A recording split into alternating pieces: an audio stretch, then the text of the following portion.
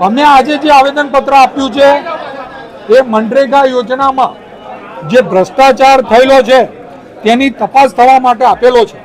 મનરેગા યોજનામાં છેલ્લા 5 વર્ષમાં જોવા જઈએ તો ખૂબ જ ભ્રષ્ટાચાર થયેલો છે।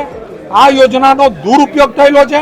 આ યોજના બેઝિકલી ગરીબ માણસોને રોજીરોટી આપવા માટેની યોજના છે, જેમાં 60-40 નો રેશિયો જળવાવો જોઈએ।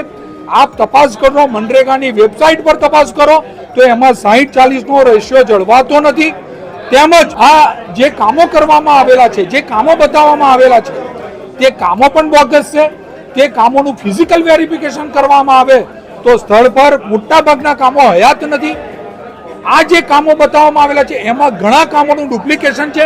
એક જ કામનું 2-3 યોજનામાં બતાવી અને એના પૈસા ઉપાડવામાં આવેલા છે।